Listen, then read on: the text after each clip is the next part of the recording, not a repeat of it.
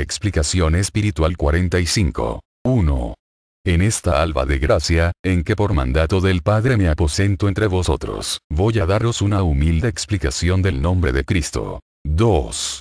¿De dónde proviene el nombre de Cristo?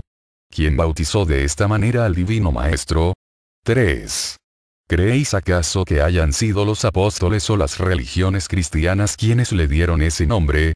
4. No, hermanos, los profetas anunciaron la venida del Mesías, y durante muchos siglos antes de su advenimiento así le llamaban. 5. Cristo es la traducción griega de la palabra hebrea Masías, Mesías en castellano, que quiere decir ungido o sagrado. 6. En los tiempos antiguos, era costumbre en Israel el ungir al derramar aceite de primera calidad en la cabeza, a quien se le quería conferir un grado especial, un nombramiento o un cargo superior. Esta unción era pues, una consagración. 7. ¿Sabéis lo que significa la palabra Jesús en hebreo? 8. Jesús es la latinización de la palabra hebrea Yehoshua, que quiere decir, Yahvé es nuestra salvación. Por tanto, entended la palabra Jesús con su significado de Salvador. 9. Y si Jesús fue el ungido, ¿quién le ungió? El Padre mismo fue el que le ungió y le dio el nombre a nuestro Maestro, y en María, se cumplió todo esto al recibir del ángel del Señor estas palabras. Oh María, he aquí que delante de Dios estás llena de gracia, y de tu vientre por obra de su Espíritu Santo ha de nacer el Salvador prometido, el que ha de reinar en la casa de Jacob, y quien por nombre será conocido como Jesús, el ungido de Dios. 10. La Virgen, la doncella que era toda inocencia y pureza, le comunicó todo a José, su esposo. María, nunca conoció varón, y aunque fue desposada por José, nunca hubo una unión carnal con él. 11. María, sabía bien que el fruto de su vientre era el Mesías esperado por el pueblo de Israel, y con humildad guardó este gran acontecimiento al no comentarlo con nadie. 12. Pero los escribas y fariseos no comprendieron cómo una virgen podía haber dado a luz un hombre, y mucho menos alcanzaban a comprender que ese hombre fuera el Hijo de Dios, mas todo estaba escrito. 13. Cuando el tiempo fue llegado, María, cumpliendo con las leyes tradicionales mosaicas, presentó a su hijo ante el altar del templo de Salomón. 14. El nombre de Cristo está en el arcano del Espíritu Divino, y el nombre de Jesús fue dado para el hombre, porque era el Dios hecho hombre en la tierra, el Emmanuel que anunciara el profeta Isaías, palabra que quiere decir, Dios con nosotros.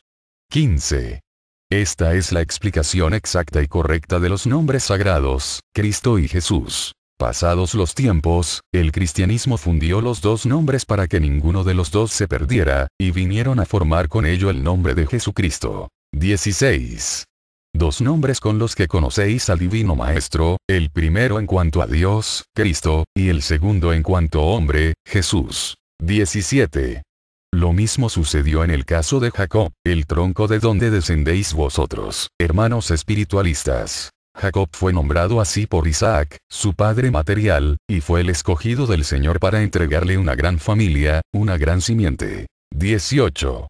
Una noche, en que caminaba Jacob de una tierra a otra, llevando su familia y sus posesiones terrenas, el Señor le envió un ángel para probarle, mas en las tinieblas de la noche le pareció a Jacob que ese mensajero de Dios era un hombre, y pensando que era su enemigo, desenvainó su espada y salió en defensa de la honra de sus mujeres y de la vida de sus hijos. 19.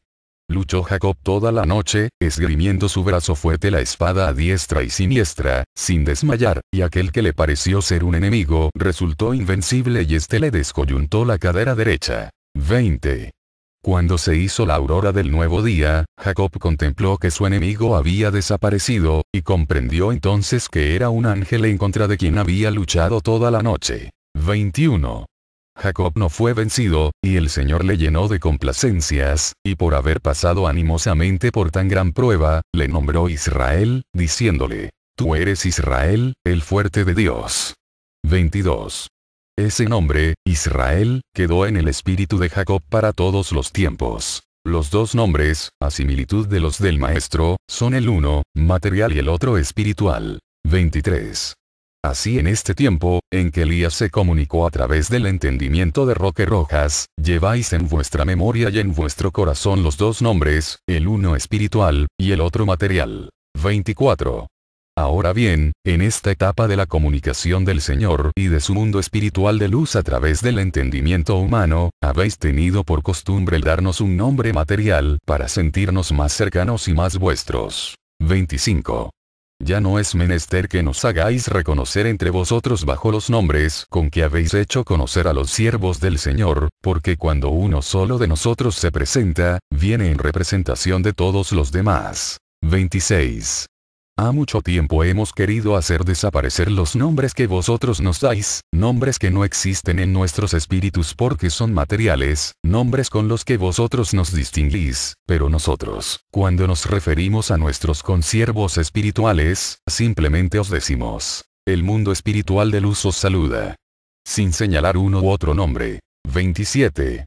Después de 1950, no solo deberán desaparecer esos nombres con que nos diferenciáis, sino que deben desaparecer vuestros propios nombres, para que aparezcáis delante de la humanidad solamente como siervos del Señor. 28. Ved que los nombres no tienen importancia.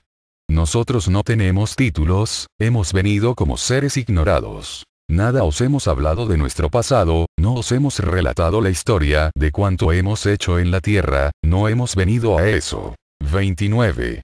Por lo mismo, todos estos nombres, después del año de 1950, no aparecerán. No diréis entonces, este hermano, o este siervo me dijo esto o aquello.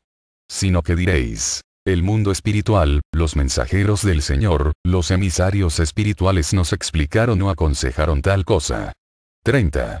Hermanos, los nombres que nos habéis dado son parte de un error que habéis cometido en esta obra, los nombres pertenecientes a tribus que habitaron en esta o aquella tierra, no debían haber aparecido jamás, porque en el mundo espiritual de luz, no usamos nombres en esta forma. Esto que os explicamos, estudiadlo y comprendedlo. 31.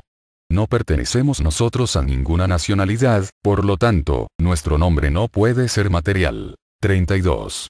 Formamos parte del mundo espiritual de luz, de ese mundo que habita tan lejos y tan cerca del vuestro. Tan lejos, porque hemos dejado las cosas de la materia hace tanto tiempo, que no queda en nuestro espíritu un solo reflejo de ellas. Y tan cerca, porque todos vuestros actos son mirados por nosotros, mas no temáis que nuestra mirada no es de juez, simplemente os acompañamos en la senda de vuestro cumplimiento, por eso os digo, que estamos cerca de vosotros. 33. El Señor nos ha dado la misión, no solo de acompañaros, sino de aconsejaros, inspirar e influenciar la mente y el corazón de todos vosotros. 34. Es esa nuestra lucha, ahí está nuestro trabajo, ahí está siempre la luz del Señor, su divino espíritu, luchando en la mente y el corazón de los hombres. 35.